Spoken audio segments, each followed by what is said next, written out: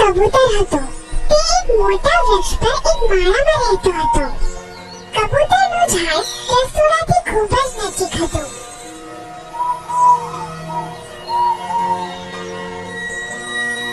ભોજનના સમયે તે હંમેશા ત્યાં પહોંચી જતો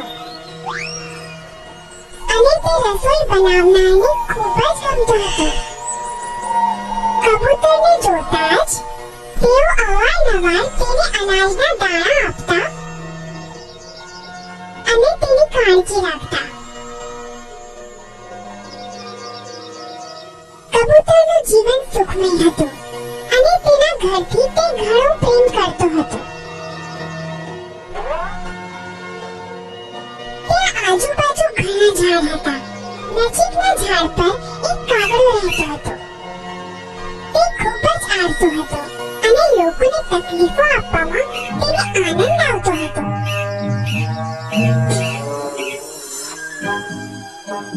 તે અન્ય પક્ષીઓનો ખોરાક લેવાના પ્રયાસમાં રહેતો અને તેમના માળાને પણ નુકસાન પહોંચાડતો, કારણ કે તેને પોતાનો માળો બનાવવામાં આળસ આવતી હતી.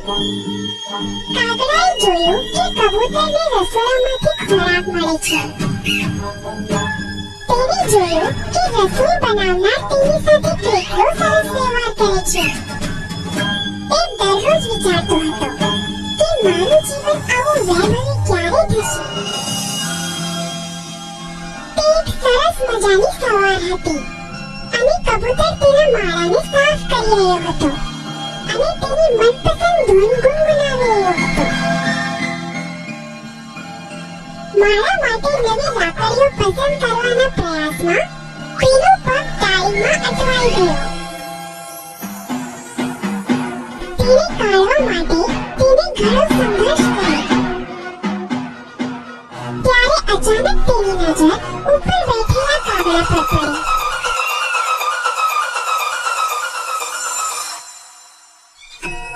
કેવું છે દોસ્ત?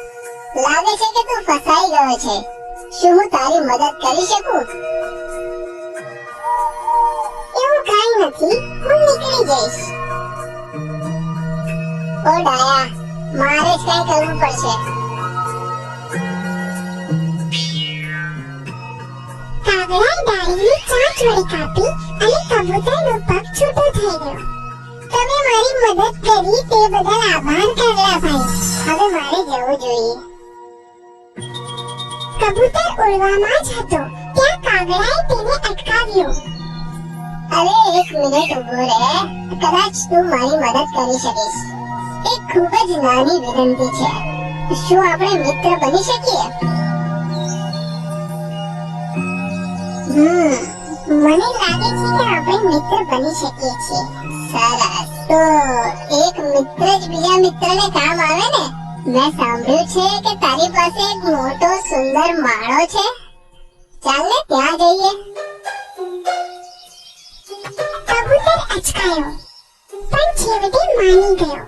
તેઓ ઉડ્યા અને જેમ કાગડાએ માળો જોયો તેની ખુશીનો પાર ન રહ્યો.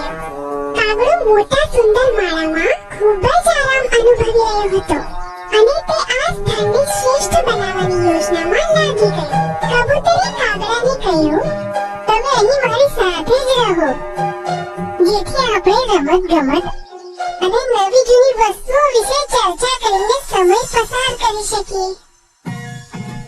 પણ જ્યારે ભોજનનો સમય થયો ત્યારે કાગડાને પોતાનો ખોરાક શોધી પોતાની ભૂખ શાંત કરવાની હતી. થોડાક સમય બાદ કાગડો કબૂતરને બધો ખોરાક ખાતો જોઈ ચિડાવવા માંડ્યો. તે ઈચ્છતો હતો કે કબૂતર તેને માટે પણ ખોરાક લાવે, પણ એમ ના થયો. વળી કાગડો માંસ ખાવા માંગતો હતો પણ કબૂતર માત્ર રસોડામાંથી અનાજના દાણા લઈ આવતો. કાગડો વધુ રાહ જોઈ શક્યો નહીં અને તેને ખોરાક માટે રસોડામાં જવાનું નક્કી કર્યું. એક બપોરે તે છાનો-માનો ચીમની વડે ઘરના રસોડામાં પહોંચી ગયો. તેને તપેલીમાં રાંધવા મૂકેલી માછલીની ગંધ આવી રહી હતી અને તેમાં વધુ વાટ જોવાની ધરપત ન હતી. કાગડાએ એક કોળિયો લીધો અને પછી બીજો. તરત જ કાગડો લોભી